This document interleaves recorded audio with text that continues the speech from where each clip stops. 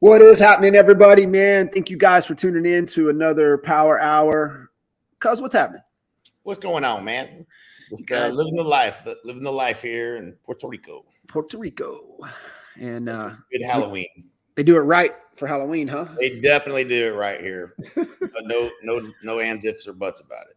It feels like they do a lot of the celebrating and partying right in Puerto Rico. That is one thing this neighborhood does extremely well. I was thinking about you last night, going around just the shenanigans. I made myself laugh. I was thinking of you with the chainsaw running through Newman Village. Yeah. There was actually somebody running around with the chainsaw. One of the buddies we know, and take the chain off and scare the kids. Yeah. So we turned a corner, and then there were these they were in the costumes. They were 10 feet tall, and it was real creepy. But it was the funniest thing, right? Because it was a husband-wife, and it's just like really, really creepy. Like a lot of the kids would stop, but then they had a little tunnel deal, and they were scaring the kids. But what was funny is that they were so polite, right? They got these creepy-looking characters, and like, right. Hey, welcome. Hey, how are you guys doing? There's candy right there. Help yourself, right? It was just, it was the funniest. I sat there, I just laughed for 10 minutes just watching them just scare the shit out of kids. But then the politest, funniest, it was epic. It was epic. Well, tuning in. If you have any questions, throw them into the comments. One of the things I kind of mentioned to Jay before we came live with you guys was, why details matter more now than they have in a long time. And, one of the things that kind of what we have always said for the last, 15 years is that, you got to be careful for getting rewarded for bad behavior. And I think we've seen a lot of that rewarding of the bad behavior and not being disciplined to the process and disciplined to the activities that really drive results in any business, especially here in real estate. And they've gotten away from paying attention to the details. And so kind of from your viewpoint, I mean, we didn't have a choice. We had to pay attention to the details. And so I would love to, two different sides of the fence. Let's give an agent perspective of the details, why the details matter, what to pay attention to, and then let's flip it over onto the leader, right? Leading and running the organization and how you really hold your team accountable to those details. Yeah, I mean, like you mentioned, John, we were in a marketplace where the average sale price didn't allow us to not pay attention to the details. So we had to, we couldn't afford to not have a daily rhythm where we were looking at, making sure everyone's calendars were dialed in, making sure everyone was making their calls, making sure people were being held accountable to what they needed to be doing. And I think you're right. I think, the years prior to this, you didn't have to pay as close attention, and you still would sometimes get the results. I got Jordan here saying we have no audio. David, can you hear us? If you guys are out there, if you can hear us, just throw it in there that you can hear us. Just want to make sure. It's not on our end, maybe on Jordan's end. Could be. But yeah, I think that's it's extremely important, and in all aspects of the business is paying attention to the details. Thanks, David. Thank you. And we'll answer coming up here too. Thank you. Appreciate it. Thanks, Kevin. If you're not paying attention to the details, you're going to learn some lessons, and that's it's just making sure every little thing is working to maximum. I mean, this goes back to J. Abraham 101. If you're not, making sure you're optimizing everything that you're doing, then there's fluff. There's results that you could be getting that you're not getting. And so, the details are extremely important, whether it's in your lead generation campaigns and the communication going back and forth, or it's managing your agents and your team, or it's your communication with your clients and making sure that you're following the process that's going to give you the best result to get them to listen to the advice you give them, which is going to become, as we've been saying for months now, is going to become more and more important. It's critically important. And I can't see the name. Obviously, Facebook doesn't let us see who everybody is here. But, don't you agree now's the time to sharpen your skill set going into this market? 1,000%. Like, this is where the actual true professionals that really become highly skilled have the opportunity. And the people who aren't that disciplined and aren't that committed to the business are not going to reap the rewards of that. They're going to be the ones that get out of the business, and they're going to be the ones that aren't closing deals. And they're and to be honest with you, this also creates, a huge opportunity for agent attraction, because Now they're listening. Now they're like, okay, what do I do? And they're more coachable because the things that they were doing they're not working anymore. I hear it every day. I get on every call I get on today. And it's funny, one of the main, I think, hooks in being able to recruit folks is actually being able to help them get deals. And when your business was coming from sphere of influence, referral, and it's kind of sporadic and you don't really know where it's coming from, and then maybe you've bought Zillow leads or Realtor.com leads, and maybe you did or didn't call them as you should have. People don't know where to turn now because they think they've tried things that didn't work. They just didn't have good processes in place. And so they're more open-minded now to have a conversation. And the fact that they're going to get the technology, they don't have to pay for that. They're going to have us help them with lead generation. It becomes a no-brainer if you want to consistently close an additional 2 to 3 deals a month in your real estate business during this shifting economy. Yes, you're going to have to get better. You're going to have to learn their skill sets. You're going to have to communicate better, all of these things, paying attention to the details. But it creates a huge opportunity for us to open doors and have conversations with people that aren't getting that guidance where they're at. Yeah, that's one of the biggest things. And, I love that question. And it's absolutely critical on the skill set. And I would say, if you're leading somebody or you have a small team or thinking of growing a team or in the process, that first skill that you have to develop is leadership, and leadership is a skill, and anything that's a skill can be developed. And so, just really looking at what are you honing your leadership capabilities and leading by example with a clear vision and, being able to articulate that vision to your team and your people so that, they're on board and you guys are rowing in unison, and why, the details matter if we want to be able to not only, survive, but thrive moving forward. The other skill set is really, being able to really articulate your value and in your value proposition. And, the thing is that when people, it's one thing to be able to work with a buyer or seller that knows you, that even possibly, really is close to you. I remember the lesson with, Clint Walker, man. It's like, this dude is like, why? Like, I worked with him in Sharp for 2.5 years. And then the dude uses some other real estate agent after he had me come out and kind of talk through. And then the lesson for me was I just didn't clearly articulate my value enough. Mm-hmm. And so having that skill set, and then I think the other skill set that is critical is what we say all the time, right? The best marketer wins. And you guys have to think as a marketer that just happens to sell real estate, as a marketer that just happens to, attract agents to your organization. So those are my top 3 things that I would say, hey, buckling down. What am I studying? What am I researching? What am I paying attention to? I'm paying attention to those 3 things. I mean, just obsess, right? Mm-hmm. Like Cam Haynes talks about, like if you do not obsess over what's going on right now and your craft and your skills, you're going to be average. And I heard Coach Burt say this last week. He says, if you are average in anything, you will get crushed in this market moving forward.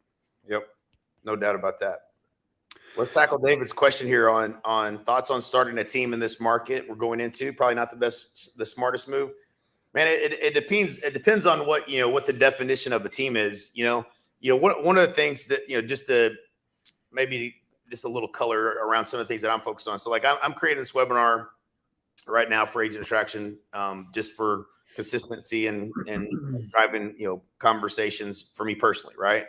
Hopefully we'll be able to scale this in some capacity, but I create the webinar, go through, it takes months. So not months, it took a month, but to do it right, following the details, paying attention to the details. But when we run this first webinar, I'm going to do every single conversation afterwards. Why am I going to do that? Because I want to be in tune with every single person, what they saw, what they took away, what their questions are, what their concerns are. So I can go back to this webinar and I can iterate and I can improve on, and then I'm going to do it again. And I'm going to get on all those calls again. And I'm going to continue to do that process until I iron out the entire process and the presentation, so that I'm covering the major objections. And up front, I'm dealing with all those things as best I can, so that now I can hand off what I know will be a better qualified conversation to someone else to make those calls.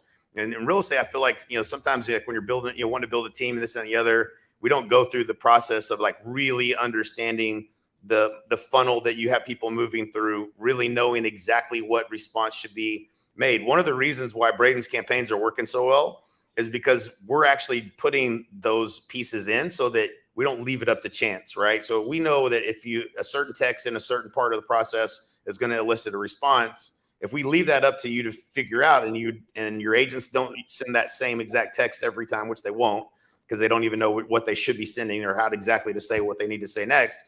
All of those little things can have a geometric impact on the result.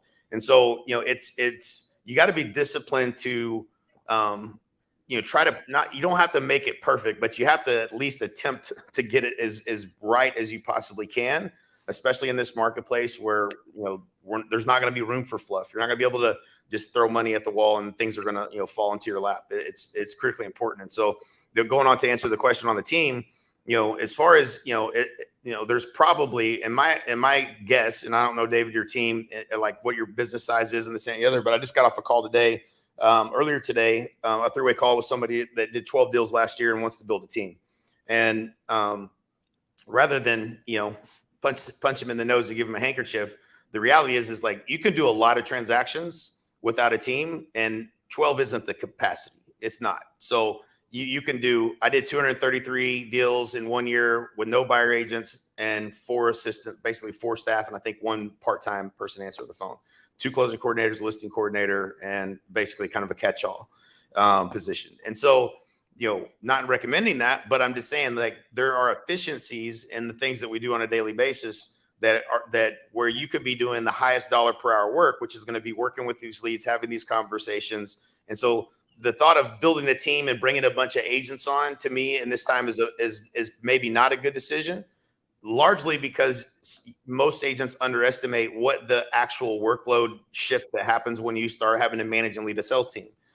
Managing and leading yourself is challenging enough.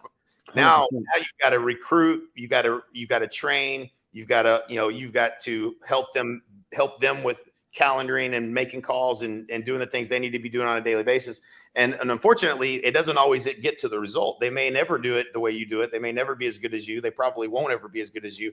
And so, they're and you're only going to get half the money if they do it right. So in most cases, if you're saying, well, I can't call all these leads, then, well, what do we need to get off your plate so you can?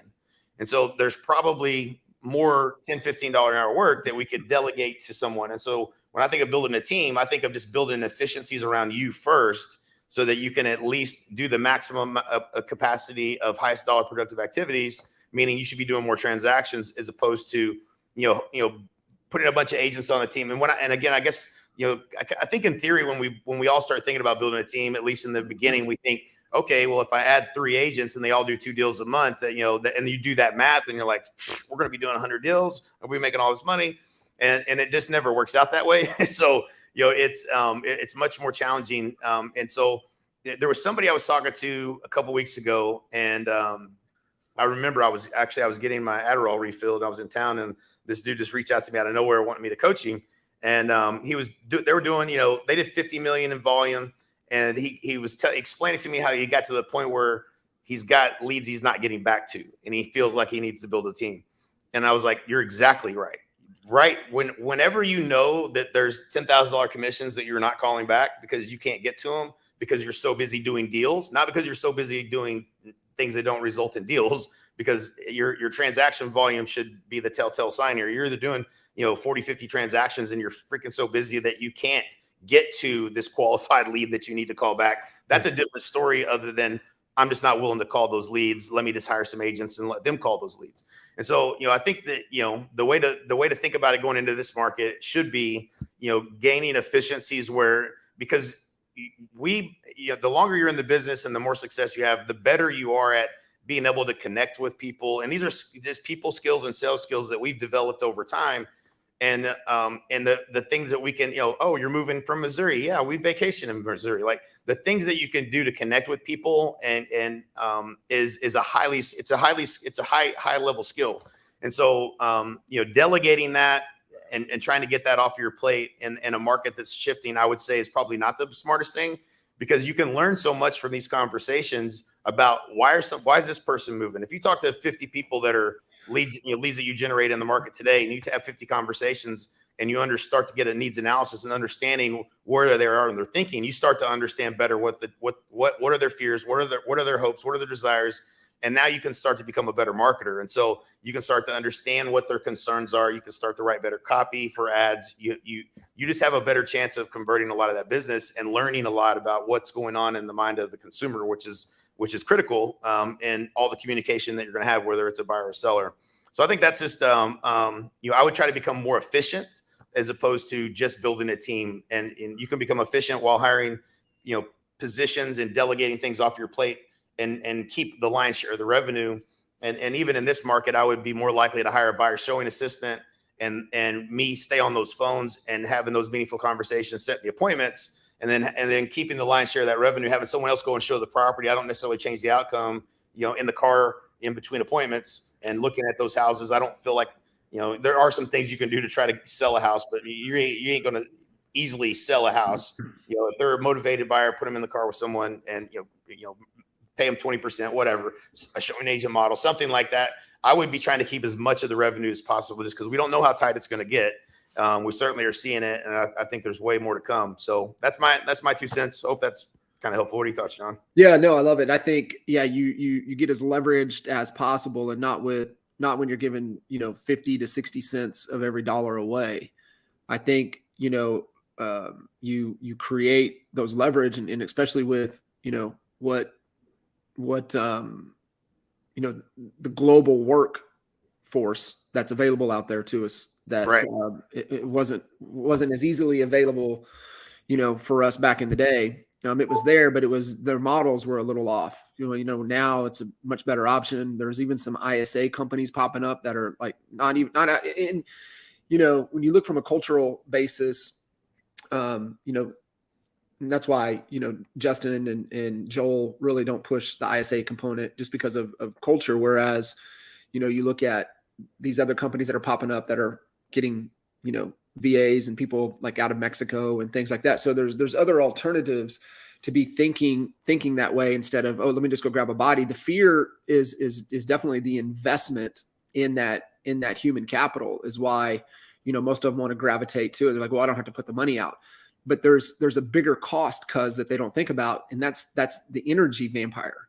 Mm-hmm. And it's the energy that you have to exhaust to pour into the people so that they can be productive, versus maintaining your energy doing what you're the best in the world at, which you need to be having conversations face to face, articulating your value, and listening, like you said, to find out what are their dangers, what are people's fears, what are they excited about. What are their desires? And, the whole process of really uncovering, where the real opportunity in the market is. And I agree with you. I think it's going to be a little bit of it feels like a slack in the rope, right? So think about that.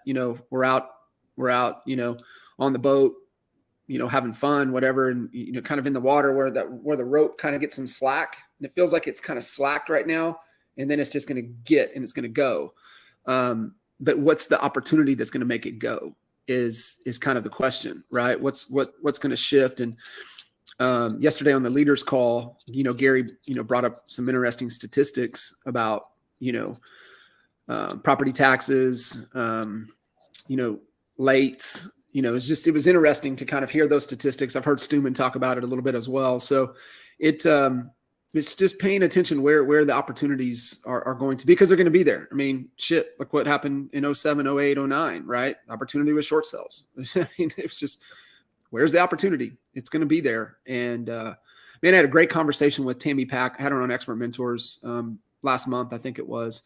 And, she got all of her little Southern sayings, and she had one of them. She had one of them that was about that, right? It was about, like, so many people just, she gave the analogy. It's from her mom. So a lot of her little sayings are from her mom. It's pretty cool. And she said that her mom walked into her brother's like little grocery store, convenience store, or whatever, and he was stocking the shelves. And she's like, "What are you doing?" Like, right. You can get somebody for X number of dollars to stock the shelves so you can go focus your time and energy on the things that matter the most. And I think that's just where people need to be right now. Are you doing the daily things that you need to be doing around lead gen, around engagement, around conversations, around setting appointments, about getting face to face, right? If you guys, a lot of you listening into this probably have not heard or gone through, and I mean, they're timeless episodes. You and best Mikey content we've ever done ever. So if you guys, where do those live? They even know. So the face to face podcast. Are they on? It's on all of. Yeah, it's on iTunes. It's on all the platforms. It's out there. But yeah, that probably the best content that we've ever created around building successful teams and businesses. I mean, there was no topic we didn't get to at some point or another. And I would start at the very beginning and start listening to them, because everything we talk about there is super relevant today. Yeah, it really is. And yeah, let us know if you listen to it and you love it. We might need to pick that back up. We've talked about it. But yeah, it's about face to face. I mean, the reason we called the podcast face to face was because, that's where the money's made in real estate, and everything else. And it's incredible how much you can create. You think you change the outcome in things. And I think that's the kind of the first question that you should always ask is, do I change the outcome in this and what I'm doing now, or could someone else do it? And then oftentimes you have to check your ego and say, okay, do I really change the outcome, or could I teach someone to do what it is that I'm doing? And get back more of my time to be doing higher productive activities. And so, yeah, the face-to-face podcast is great. A lot of great content in there. Peruse through, find the ones most relevant to you. There's good stuff. Everything we talk about is there. I mean, that's gold. Yeah, there's some good stuff there that agents really need to be listening to. So the other thing too, cuz I would say for everybody listening in, you've got to be doing the things daily to reignite and also protect yourself. And that's why, staying off of the damn news channels, right? Don't get sucked up on to other people's narratives. And what are you doing to make you the best version of you that you can? Like, what are you learning? What are you reading? What are you consuming? And it's more now than ever, right? Because I mean, it was crazy, right? The more I felt like the more we struggled, the more we consumed. Yeah. Like we were just relentlessly seeking. No doubt about that. Yeah. No doubt about that, especially in changing times, man. That's where you get your learn on. Make sure you're listening to every KV Core episode. You're understanding what's happening in the marketplace. Make sure you're looking at the data in your marketplace, paying attention to, the pending ratios and every price point, so that you can have meaningful conversations with people. And, instantly, those are the things that build trust and credibility in a conversation, is when you can talk to something that's going on in the marketplace and help people understand, what's going on in the marketplace when they have questions and concerns. So definitely important. And so, so important.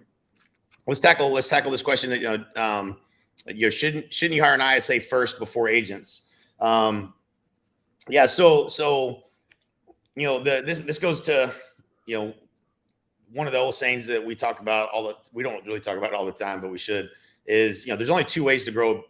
There's only two methods for really growing the business. One is going to be prospecting. The other is going to be turning advertising into profit. So when we look at what's the next step you should take in your business to grow it, there's return on your labor. If you're hiring an ISA, you get return on labor. It's the only position that you'll ever hire that is revenue generating at that high of a level. It's the highest revenue generating labor dollar per labor dollar that you get in any hire you'll ever make. So for instance, if you hire someone to make calls all day long, prospecting all day long, they're going to produce deals for you that would never have been produced otherwise. And so it actually it's an investment that you should get a return on. And so, if your average deal is 10 grand and you're spending $3,500 on an ISA, I'm going to skip the part about how hard it is to hire a fucking ISA and manage an ISA, because that is the hardest part of it, is getting that right person for that position. But that effort in prospecting can result in 2-3 deals a month, pretty easy, sometimes 4 and sometimes more than that. So it's a really good investment. And so, the question is of when do you hire that person? Should you hire them before you hire buyer agents? Possibly. Usually it's kind of the same time you should be hiring buyer agents. It's really kind of close. in terms of the right timing. But you're looking for building oil wells in your business, right? You want things that are sustainable. If you got somebody making calls all day, every single day, they're going to create opportunity. If they're trained properly, following the right scripts and calling the right data and doing the right things in the right order as it relates to the productivity of someone who makes calls all day, you are going to produce something from that labor dollar. You need to understand before you make that hire how long that's going to take to break even. So if it takes 4 months before you close that first deal, especially as time on the market extends a little bit, things don't just sell right away, and buyers don't just close right away. But you're talking about a much bigger investment that you may or may not be prepared for, and so you end up paying that out of your operating expenses, and you got these expenses, and now your cash balance is going down, and you start to freak out. And so the reason I don't start, we don't start with an ISA is because of you literally need to have probably 4 months set aside that's just to cover that cost, so that you can get to the actual realization of what that effort produces in terms of closed deals. And so, and it's going to be different in every marketplace depending on the time it takes to close, whether you're calling buyers or sellers. There's a lot of moving parts there that have to be managed. And so so I guess my answer to that would be, I would probably hire an ISA before I would hire buyer's agents, even though you get leverage with buyer's agents with no real expense. You're still spending all this money, and it's taking your energy, time, and effort to manage them. And you want them to be successful. You want them to make the calls like you would make the calls, because you would make the calls, but they don't often do that. And so it's difficult to you'll get the growth in transactions, but you can't take transactions to the bank. And so I would be I would lean in on the ISA first, and then you have some control over what's being created, and you could be closing those deals. You're going to close at a higher percentage. You're going to get your commission a higher percentage of the time. Like all of the things that inefficiencies that when you bring on agents that are not trained properly or not skilled at the highest level are going to create. So I would probably go to the ISA first, just understanding that it is a difficult role to fill. It comes with some challenges, but certainly if you're not making the calls or you're doing it sporadically, and that you could be, and you're leaving money on the table, then an ISA is a good hire before agents. 100%. I know we got to wrap. We got to jump over with the rapid funnel team. Yep. And so, David, and I can't see the other one about in the ecosystem. If you guys want to message me or Cuz, we'll walk through that with you both, and make sure you guys are clear on what you need kind of moving forward. So just hit either one of us up, and we'll get you guys clear on those questions. Cuz, great stuff as always. Appreciate you. Appreciate you guys. We'll catch you guys again next week. Yep. I'll jump in the comments and answer those last two. All right, brother. See you. All right, guys.